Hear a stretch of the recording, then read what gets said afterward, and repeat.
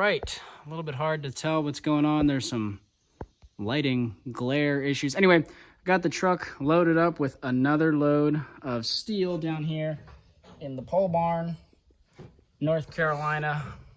So I've got other videos on this you can check out if you're interested, but basically my family has this property down in North Carolina with these old tobacco curing barns that have been out of use for a while. The power's disconnected, they're rusting and falling apart, and I've been taking piece by piece a lot of the steel out to get recycled. It's hot today, very hot, but you know, the load is in the truck. It's not even noon yet, so it's not peak heat. Basically, I had to come down here for some other reasons, and I figured I'd spend about 45 minutes or so getting this loaded up while I'm here, go do my other things that I want to do. We've got a lot of trees and stuff planted here that I want to take care of and some errands to run. I'll take this back with us to Virginia. Sometimes when I'm here, I have the time to take this to a local yard in North Carolina. Today, I don't have time, so I figured I'd load it up. I'm going back to Virginia tonight anyway, and I'll just drop it off at a Virginia yard tomorrow morning. It's not that far. You can see loads sticking out over the top quite a bit. This is a moment where I definitely wish I had sides on the truck, but I think I've got it pretty secured. I've got two straps going over, one like this and the other one like that. Each one of these racks is two pieces. They look like this, where they have three sides. Sitting over here, that'll be easier to look at. They look like this, right? So they've got the three sides and the little pokey stick things, whatever you want to call those. And two of these racks slide together in a pair. So I can fit roughly 32 pairs just stacked neatly. And then I always jam a few singles on top that kind of, it straddles the load, right? So you can see we have this piece here, goes all the way up top, straddles on this side, right? So it keeps things kind of secure. As a last resort, I also have straps. I've got two straps on now. I'm gonna put a third strap on. So we are very secure. There should be no chance of any of this coming off under normal roadway operating conditions. It looks a little crazy, but it works. But anyway, so 32 plus, I guess, 2.5 pairs up top. So like 34, 35 racks plus some sticks. And then I have about 42 left in this barn here. 30 something of them in a stack right there. Plus I've got some loosies hanging around all over the place. So at least one more good load that's going to take up the whole entirety of the truck, and then I can get another partial load. I can come down here and pick up some other tools and things.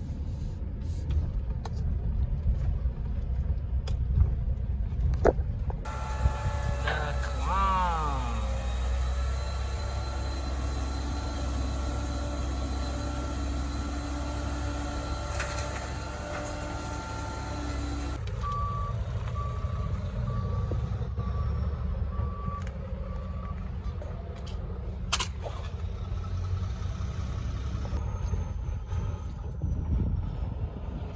All right, here we are, getting ready for another load. I'll have to put somewhere here on the screen or something what the last load weighed and paid. It's been about a week or so since I took it in, and I can't recall off the top of my head, but I've got it recorded in my records what all is in there. So I want to show you guys what I got going on in this load here. I'm kind of in the middle of loading it up. So we've got a old dryer that was broken out of the house, an old fridge or freezer situation that is also broken. I've got a few AC compressors, and just so y'all know, I do not vent any of the refrigerant out. I only pull these out if the unit already has visibly leaked all of its refrigerant. Sometimes you'll find them like that where you can see someone else has cut the line already, or it's been severely damaged. If you are interested in doing HVAC recovery, pretty cheap, relatively cheap and simple to take a test and get the EPA license to be able to recover refrigerant out of refrigerators, ACs, the small units like this. So look into that if you're interested. It's definitely not good to be venting that stuff into the atmosphere. Big chunks of stainless steel off of cleaning a grill. I don't know exactly what the poundage is there, but there's a good bit of it. I've also got a few stainless steel. Let's see, I might have already thrown them in the truck. I've got some, some kitchen stuff, like some lids to pots and pans that were stainless. Okay, and then I'm trying to squeeze in a lot of the, there's also some miscellaneous shred out of that shop building up in here, old chair, old heater, telephone. Can't really see this thing in here.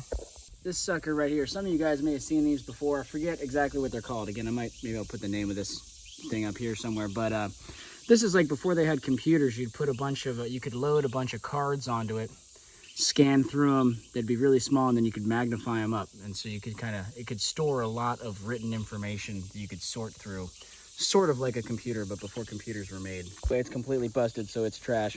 So we are recycling it. I've got an old cast aluminum fire extinguisher, cast aluminum, you know, whatever, front cooking thing. This is all more cast, so some cookware, valve covers, just random pieces of cast aluminum in here. A little bit of this Romex wire, which I'm not going to strip. This is the stuff, every different brand of this, you know, Romex is a brand, but every different brand of this housing wire, whatever you want to call it, some are really easy to take a knife down and strip, get that middle ground wire out. Some of them are much thicker casing like this, and so to me it's not worth the time to strip these, and I only have a little bit of it. Going over here, I've got the sheet aluminum I have is bulky, like, you know, we've got this chair. Hopefully they'll give me clean sheet. It's got some rivets in it, but I'm not taking those little rivets out. You know, more sheet aluminum from a chair, random sheet aluminum pieces. This is all just old aluminum sheet. There's actually even more of it here. This stuff is really lightweight, doesn't stack very efficiently. So I might see if I can rearrange some of that. Some stainless bolts, some ACRs that came again out of refrigerator AC stuff. Really not, only a few of those. Now I've got some various different motors. Like I've got this ceiling fan motor. We've got this ceiling fan motor, and then some other ones like this. Some yokes, some transformers, some other electric motors in here. And I'm hoping they'll give me all clean electric motor price for this kind of mixed bin. Got a bucket that is stuffed full of extension wire, junk wire, right? Coming off of your appliances and whatnot. And then I've got some cat cable, category wire. You can see this is cat 6 here. This other stuff I think is cat 5. No, this is also cat 6. I guess we could lump this all together as cat 6. I wasn't sure if this thicker wire versus this thinner stuff is a different gauge, but a lot of the times they'll buy Ethernet cable separate from junk wire, but I'm not sure what they're going to do, so I am going to keep it all separate and bring it in. It's not, you know, not a whole lot of that stuff, but if they lump it all together, I don't like to bring things in if I only have, like, you know, this is hardly a pound or so here, and I don't like to bring in small quantities of stuff like that, but together with all of the cat cable, we got a few pounds. And I'm thinking at my yard, honestly, they're probably going to give me the same rate as this stuff. So if they can just weigh it all together, it makes it relatively... This is definitely enough to bring in. This is a good few pounds in this bucket here. The real goodies, the copper. Now, most of this, it's all going to go for number 2, even though there are some individual pieces of number 1 in here. Overall, it's hardly a pound or 2 of number 1. So I don't know that I feel... I mean, this is number 2 here. You can see all the solder on here. So this is a number 2 piece. There's a few pieces of clean number 1 tubing, like I said. Like, you know, here's another piece here, another chunk here, but it just doesn't total up to a lot of weight. And so I think I'm just going to bring it all in as number 2. We got some brass over here too. I believe this is all just yellow brass. I don't think I have any bronze or red brass. I need to scratch this piece and see, but I believe this is yellow. And then there's some various like this is a piece of a golf club. Again, I need to scratch that sucker. This should all be clean. You know, I checked all the steel is out. You can see where I cut different things out of this piece. And, again, I don't have a ton of brass, so even if this piece was red brass, it's like I don't really feel like it's enough weight to separate it all out. I want to just bring it all in as yellow brass and call it a day. But so that's pretty much that. I'm going to throw a few more of those tobacco racks on top of here once I get everything in and strapped. We're heading down to that site anyway, so we're just going to take it all in down there. Once I get this all loaded up, I'll see you guys at the yard. And I've also got this little bucket of aluminum breakage, you know, paint gun with steel parts, little mirror, just misc pieces of aluminum with plastic and steel and other contaminants. Really not a lot of that stuff, but again, I'm just trying to clear up space. I want to kind of get this stuff out of the way in here. This is a shared space where I've been keeping a lot of this scrap, and I don't want to be taking up more than my fair share we're trying to slowly clean this place out and kind of reorganize as well. So almost forgot, these are the other few pieces of stainless. I got to add those in to the bin.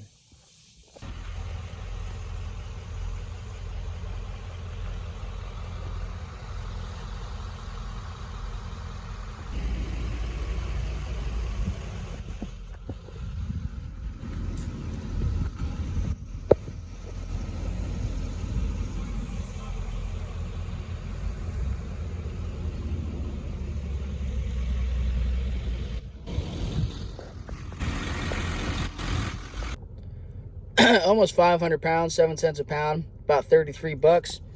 Just decided to take it to the local yard. I am headed down to North Carolina today to take in all that non-ferrous and grab some other stuff, but just didn't make sense. I was heading out this morning. I was like, you know what? It doesn't make sense going all the way down there with this big load, catching wind on the back, you know. Might as well just stop here at the local spot on the way. Anyway, now we're on the road. All right, well, this is what we're looking like. I got all of the non-ferrous kind of sorted up here towards the front. We're going to take that in first. Down here in North Carolina, just grabbed a little bit of these racks so that when I come back after going to the scrapyard now, I can load the truck up again. I have exactly enough racks left in the sheds for one more load. 34 more pairs of these racks, and we're done. All right, so I want to go over these receipts here from this load. Some interesting things. We'll come back to this in a minute, but basically the steel, they gave me #1 prepared steel under 3 feet in length, which that stuff was not under 3 feet. And in the past, the same material at this yard, they have treated it as shearable steel, as in it's clean, but it's not prepared because it's not short enough. So they give me a better price than shred, but this time they gave me #1, which is strange. Some yards just buy that stuff as shred. It really depends on the yard. But anyway, 260 pounds, 9 cents a pound, and $23.40. We go over here to the other receipt with all the exciting non-ferrous stuff. Our insulated copper wire #2, 45% recovery. This is our junk wire, extension wire. They also buy their cat wire or Ethernet cable as the same category at this yard. So 22 pounds, 95 cents a pound, $20.90. Stainless steel prepared, we had 48 pounds. That was all basically from that one grill and then a few lids for some pots and pans and stuff. 37 cents a pound, that's up. I think last time I only got like 30 cents a pound, so that's up a smidge. $17.76. Old aluminum sheet, 17 pounds, 44 cents a pound, $7.48. The cast aluminum clean, I had 26 pounds of that, 48 cents a pound, that's $12.48. Sealed units, that was those AC compressors, 51 pounds, 19 cents a pound, almost $10, that's pretty good. The electric motors add up, and add 86 pounds of electric motors at 28 cents a pound, that's $24.08. Aluminum copper radiators, that was the little aluminum copper rads, clean, 3 pounds, $1.59 a pound, and $4.77. Copper Romex house wire, only 6 pounds, but at $1.78 or 79 a pound, that's a little over $10, pretty good. Clean brass, 9 pounds. Brass is down. This was about $2 last time I took in brass, but we're at $1.81 for $16.29. Copper's down a little bit too. Copper and brass typically go up and down roughly together, but #2 copper, 7 pounds, $3.31 a pound, $23.17. And then the aluminum breakage, 13 pounds, 23 cents a pound, $2.99. So for a total of $150 from the non-ferrous. So this is the last load of those racks. I'll try to put up here on the screen somewhere how many total loads of these I've had to pull out over the past year or so, cleaning out these little sheds. But this is the last of it here. And like you can see, you know, it's interesting that they gave me prepared steel on that last load of these because they're longer than 3 feet. They are clean. It's just steel. There's no other material in there. But the last time that I took these in, you know, 2 of the 3 yards that I go to the most frequently will just buy this stuff as shred. They don't have another category that they pay for other than shred. If you're bringing steel, it's just shred. At the one of those 3 yards that I go to that has different categories for steel, they have every single time with one except, well, I guess now 2 exceptions, they've bought this stuff as the shearable steel. So they'll take it, they'll cut it up with their shear and turn it into prepared steel. So they pay somewhere in between shred and prepared price. Recently, that's been about 8 cents a pound because shred's down to like 6-7 cents a pound, prepared's up towards 9 cents. So, but this last time they bought it as prepared. The only thing that I can think is that it was really slow at that yard. The prepared pile on the ground was almost nothing. So they might just be hurting for prepared steel and wanting more of it. And so trying to entice people to bring in the cleaner stuff, they were willing to buy it as prepared, even though they still have to cut it up, maybe, or maybe it was a mistake on their part. I don't know, but it's very interesting because about 2 or 3 weeks ago, when I took the most recent load of these racks in, they told me they couldn't even buy it as shearable steel anymore. They told me that the gauge is too thin and they actually could only buy this for shred. So that's the only time that that yard has paid shred for those. And then I come back a few weeks later and they up it all the way up to prepared. So I don't know. Anyway, the last load, we're gonna go take this in, probably about 1,200, 1,300 pounds if I had to guess. That's typically what this load comes in at, depending if I jam any other goodies in there or not. And then all of the tobacco racks out of those sheds are recycled. The sheds are all opened up. There's still some more metal down there, but it's mostly little pieces or siding that's, you know, still attached to the building. So we're pretty much done cleaning up scrap metal down at that site for a long time, I think. Really until it's time to demo those buildings. But let's go see what this weighs and pays, and then that'll pretty much be it.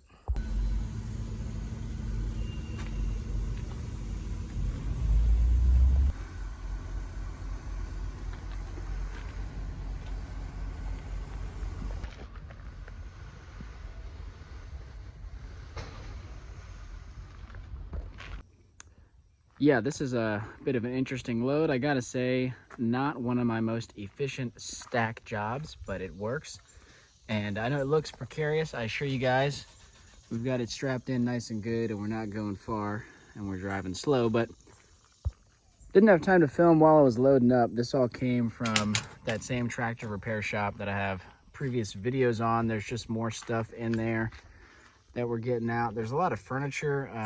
You know, most of it was operating as either a tractor shop, auto shop. There's also a paint spraying booth for cars, and there was some office space as well. So that's what a lot of this, you know, furniture is coming from. And then I've been picking up a few things on the street, like, you know, I passed by a few microwaves and some other odds and ends on the street, like this bicycle here.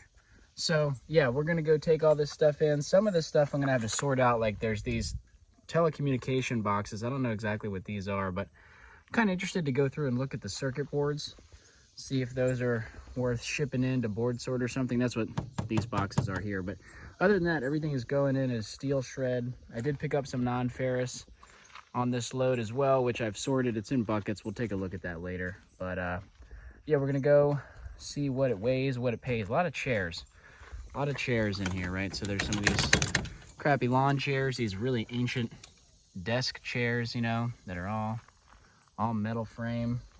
There's another chair. Yeah, this old light. So there's some interesting stuff in here. We're gonna just go and see what all it brings in.